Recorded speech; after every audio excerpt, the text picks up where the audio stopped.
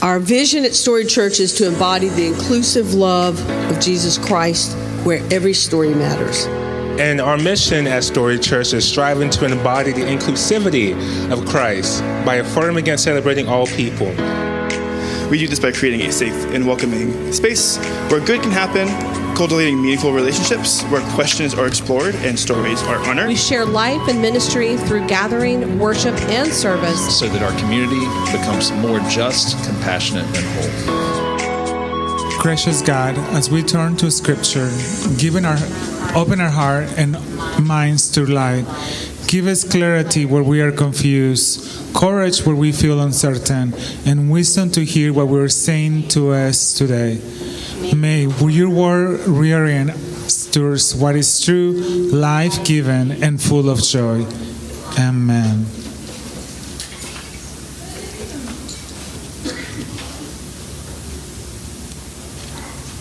Today's message is going to come through Matthew chapter 2, verses 1 through 12. And it reads, In the time of King Herod, after Jesus was born in Bethlehem of Judea, Magi came east from Jerusalem, asking, Where is the child who has been born of the Jews? For we observed his star in the east, and have come to pay him homage. When King Herod heard this, he was frightened, and all of Jerusalem with him. And calling together all the chief priests, scribes, and the people, he inquired of them where the Messiah was to be born. They told him, In Bethlehem of Judea, for so it has been written by the prophet.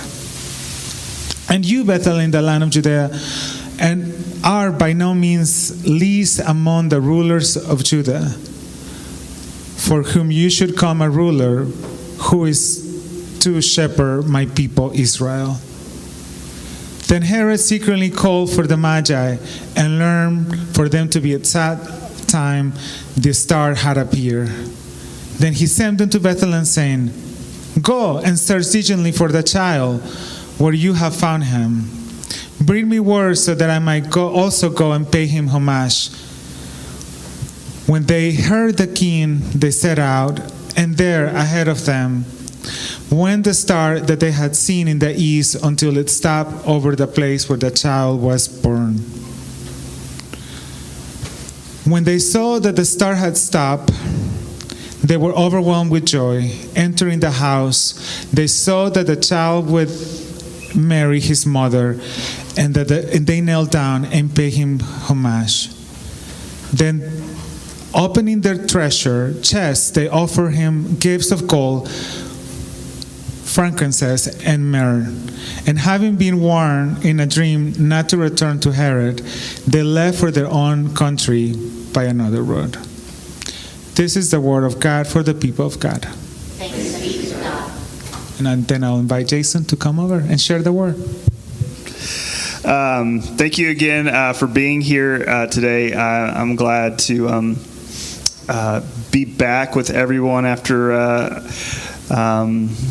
little time away.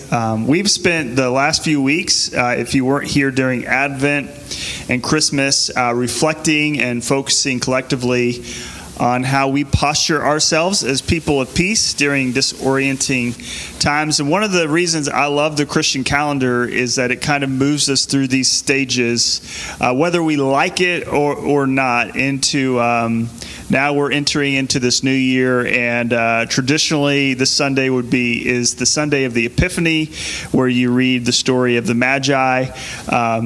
If you want to get mad at somebody that puts like the Magi at the birth scene, they weren't at the birth scene, they came later. So if you just want to one-up someone, about their, you're going to go ahead and take the Magi away. They don't come till later. Were there 3 of them? We don't know. There was a stage in my life where I just like to be right about everything and point that out to people.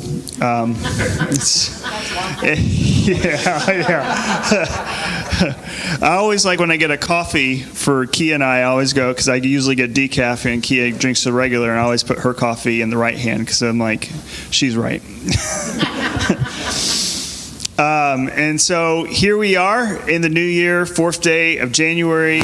Some of us are entering into this new year, deciding to make a New Year's resolution where you just kind of feel fresh. We're gonna be resolute about something, and while other of us, use the language of intentions, I'm gonna make some intentions this year. And some of us are burnt out at making resolutions, intentions, and like thinking creatively about January because we've made those commitments and none of them came to pass. And so we just enter January kind of cynical and we just do nothing.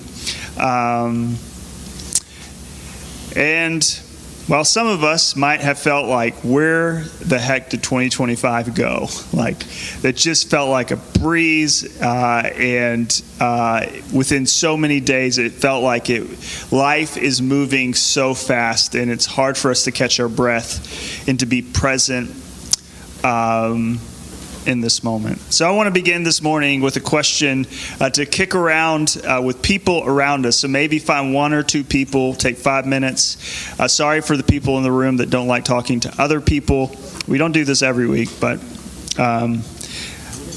I want us to kick around the question, what is your approach to this year?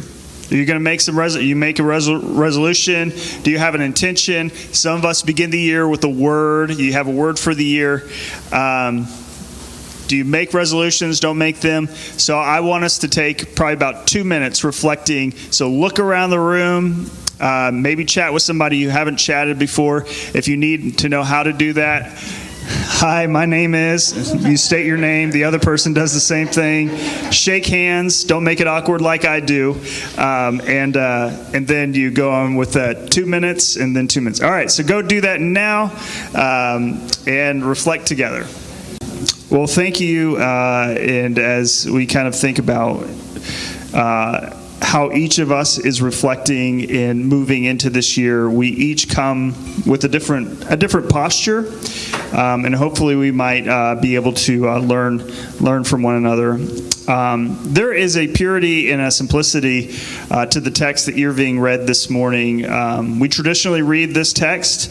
This is we call this the day of the Epiphany, the new revelation of God, and these people were not Jewish people. They were Easterners who followed astrological signs in the sky and were following a star. And they connected the stars to meaning in which they venerated and honored and worshipped where the stars were leading them. And so there was a longing and a desire within them that led them on this journey. They were looking for something. There was a purity to their hearts.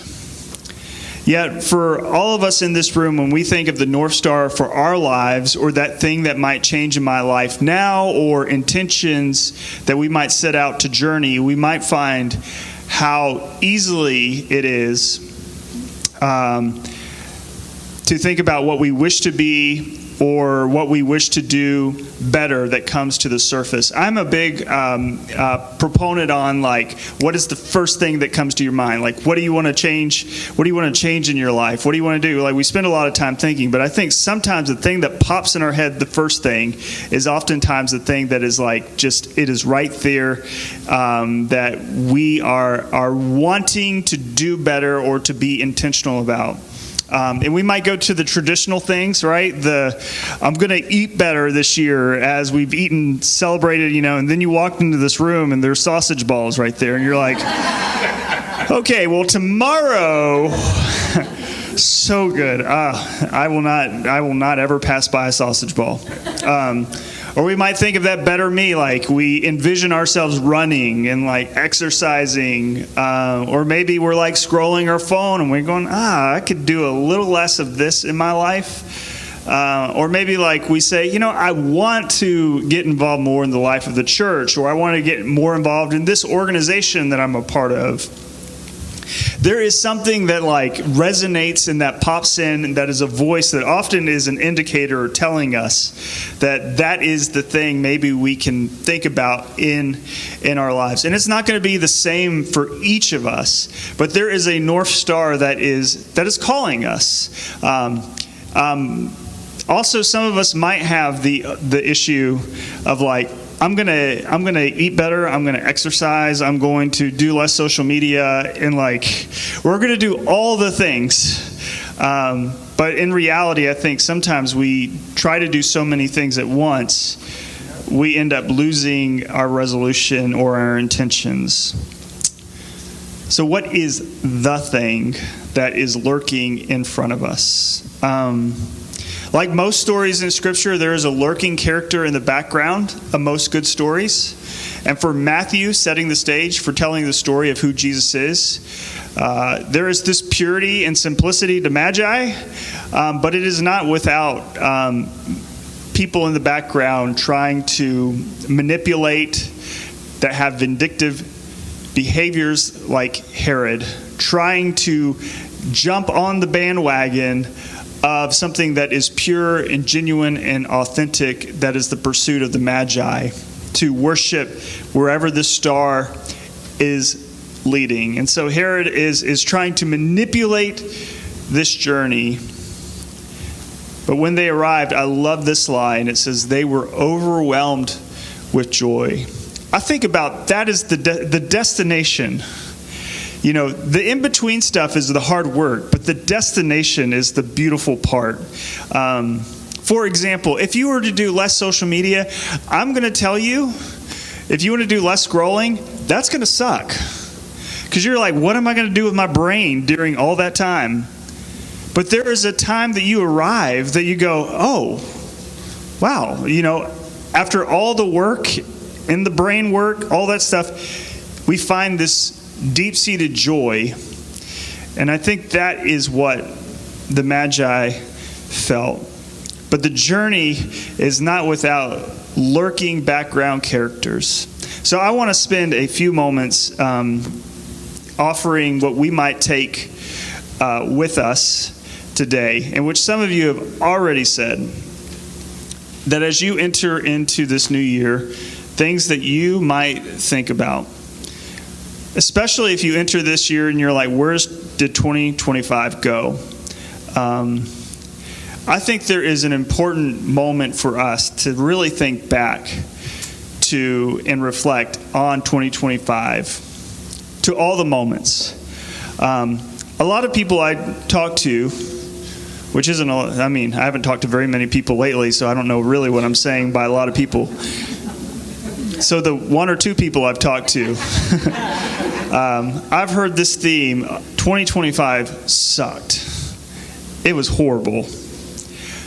I want to invite us, before we go thinking about intentions and resolutions, to think about all the moments in 2025. The good, the bad. Maybe you write this down in a journal or in your notes app in your phone.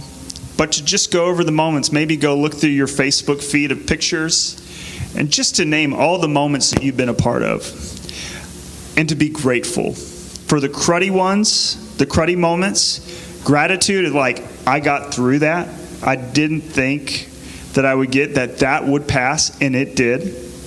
What I learned from those moments, and to be grateful for those things. I think a lot of times in our most challenging moments, when we feel the most vulnerable, like those are the moments that connect us deeper with one another. And so when we enter into another year, I think there is something important and valuable about spending a little time recognizing the hard moments and the good moments, and also the moments for which we've grown in our faith journey. And to not just kind of like go head first into the year, but to stop and be grateful. If you've been a part of Storied Church for a long time, that feels like that's probably a part of every sermon. But I feel like there is wisdom to this practice as a pathway that brings us to joy. I think second, a lot of times we enter into this year with goals that are simply not attainable. One, our goals might be too lofty. or too general, right? I want to be a better person. That's a lofty goal. What might being, I'm going to do an experiment. If I'm going to say I want to be a better person, somebody give me an attainable goal. I'm talking to you. You can talk now. An attainable goal. Reach out to one person a week. Reach out to one person a week. Bam. Like, that's how I'm going to be a better person. Complete the sentence. I wonder, we kind of see these patterns that we participate in. What happens to most of us when we set goals, resolutions, intentions, we do it for 365 days, which that is a long period of time to have focus. I saw somebody that I knew on Facebook. They're going to post a video a day for 365 days. And I'm like, good for you. I'm judging you right now, and I hope you fail. I'm sorry. I'm such a bad person. You should be a better person. I should be a better person. I should reach out to this one person. Next week. Yeah. But I think sometimes those people come across our Facebook feed and we think the same. We go, okay, I need a goal like that. I think smaller goals of like, I'm going to reach out to one person for the next 2 weeks, and then, all right, I did that. Now I'm going to complete the sentence in a different way. Maybe I'm going to get coffee with one of those people. But creating simple and attainable goals, almost in a way to treat each month like it's New Year's, to build upon. Maybe there's a general theme for the year, but to set attainable goals that we can accomplish. At some point in our lives, on our journey, we lose focus, life happens, but I think this creates focus within us. I think one of the things that we do oftentimes miss is that when we set goals and attainable things, we are confronted with what we are to say no to. I find for most people I talk to, and even myself, there is a load of shame that comes with saying this word, no. We don't like hearing people say it to us, and we don't like saying it to others. But if we are going to have goals in our life, we have to learn something that is not unique to any of us, but is a common among a collective of us, is that if I'm going to say yes to something new, I gotta say no to something. I remember in college, I was a youth ministry minor. If one of my kids said, "Hey, I'm going to be a youth ministry minor," I'm going to pick something else. But that's what I did, and I remember my first ministry class, and I wish I could find this paper, but they put this paper essay that somebody had wrote and said the first ministry practice you need to learn is how to say no. People will want you as a pastor to say yes to everything, and when you say no, they're going to be upset. But if you want to care about yourself, you have to learn to say no. I find that to be the biggest struggle of colleagues, of like saying no to people, because when we say no to people, people are oftentimes can be upset. But the reality of it is that is a learned thing that we have to learn to do, is to say no. I don't know about you if that's a hard practice or if that's something easy, but that can be challenging when we look at our lives. If we want to take better care of ourselves, that means that we have to learn the practice of saying no with full confidence. And that can be difficult. And I think the reminder that I always have to remind myself is what I say no to is never tied to my worth. Never tied to my worth. It is about my boundaries and my care for myself, and understanding that my care for myself also impacts others. Here's the part that I feel like gets fun when we talk about Herod, is that maybe you go away from today, you know what, I'm going to set some attainable things for the next couple weeks. And you get excited. I remember one time for Lent, I decided to, I was going to drink coffee for Lent. And I was working at a church in Durham, and the pastor had come. This is my first day of Lent. The pastor had come in, and I was working. He's like, "You don't look so good." He's like, "I just made a fresh pot of coffee, and here you go." I was like, did not practice saying no. I was like, sure, yes. And so that giving up coffee lasted for about 30 minutes. All that to say is that you're going to have goals in your life that sound ridiculous to other people. And I don't know about you, I get excited about the things that I set goals for, and I want to tell people. And then those people will sow seeds of shame. Like, yeah, I did that, tried that, didn't work, good luck on your journey. It's like, thank you. And then sometimes we might feel bad or silly for the things that we choose to focus on, for the decisions that we're choosing for the betterment of our lives. And life happens, and people say things, and it can throw us off, and it can hurt our feelings. And I know for a fact of how naysayers can affect my own confidence, my own sense of self. As I reflect, as your childhood is 18 years or whatever of your life, and then you spend the rest of your adult life going, what happened in those 18 years, and trying to figure it out.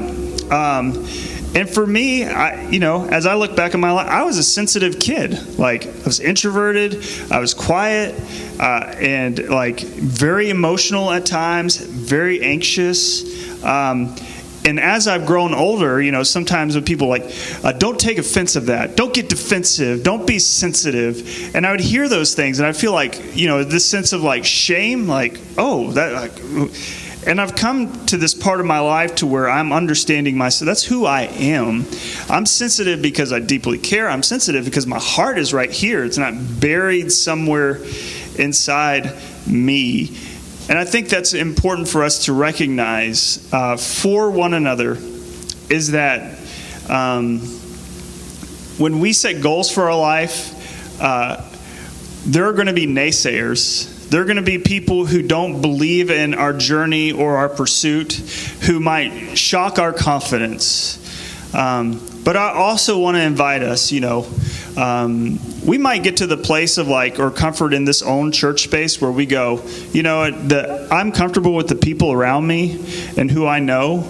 But don't discount people that have come into this community just for a few weeks who you don't know, because they might be the people that will be your greatest cheerleader on this journey, who will carry your goals, who will support you, who will affirm you, who will validate you. We all need people in our life that will do that for us. There is a power to believing in yourself. There's something to be said, but there is also something to be said about a collective of people around your life. And this doesn't necessarily just have to be us people in this room. It could be your neighbors, it could be your friends, it could be your spiritual guides, it could be your therapists. We all need somebody that is our cheerleader on this journey. If you're trying to attain goals with no cheerleaders, it's going to be hard, because there are people that will be naysayers, and there will be obstacles, and we need people to help us along the journey. And maybe this practice of reflecting, having gratitude, setting goals, and planning, like I said, should be more of a monthly journey rather than a yearly one. I want to invite us to think, as you go into this year, to to maybe think as you, maybe you want to posture yourself more fully into this, but to go into this year thinking about what is a word.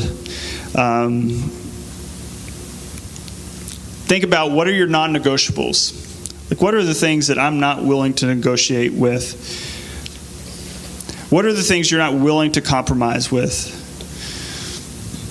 And to think about those things as next steps as we think about being intentional people, as we think about people who are setting goals that are attainable, and that might lead us to a pathway that we don't look like others and compare ourselves to others, that we instead are leading ourselves to a more joyous space. In the same vein, I'm also reflecting, and I invite you to reflect with me about this coming year as a community of faith, as a church. As a leader, I'm constantly thinking about what is our North Star at Storied Church? What will it be for this year? What will we learn about ourselves? How might I best offer my own leadership and guidance? As a church, I think we have a firm grasp, at least at the words of our values, vision, and mission. I think in the least, I think as people walk into this space, I think they feel the reality of those words. And my hope this year, if we have a theme, think last year was kind of flourishing. How do we flourish as a community? And I thank you for my friend Kenny over here, and he's like, what about go deeper as a theme? So I can't take the theme, I think about this year for our words, our intentions as a community. What does it mean to go deeper as a community? To seek clarity around what we do as a community and why we do it. What we do and why it is important. What does it mean to lean in on some of the things we do? And also, what does it mean to lean out on some of the things? And I understand, if you're a why person, like why? You can never offer enough clarity to anybody and everybody. It's a collective journey. And it's also a journey as a community where we will never be on the same page everywhere in all places. But we can all take intentional actions of seeking clarity. Help me understand. Tell me why this is important to our church. What are our goals and our commitment? Because where we can fall in as a church that's been around since 2019 is we can fall into this space of doing things without a clear connection to our vision, mission, and values. And I also like this when we think about change for our own life together and going deeper. I also like this idea of when we change things, change is not forever. That's the beautiful thing. We can try things and we can fail at them or we can succeed at them. But the beautiful thing is, to me, is that we do it together. We never end the journey blaming one another, but saying that we went on this journey together, we learned a lot of things, and here's what we should do next. And so I hope for our church that we will create some attainable goals for our shared life together, and that we will gain clarity around our non-negotiables, a belief in ourselves. And we will find ourselves like the Magi, as a community overwhelmed with joy, not distracted by people and obstacles that might stand in our way. And all God's people hopefully said, amen. Sorry.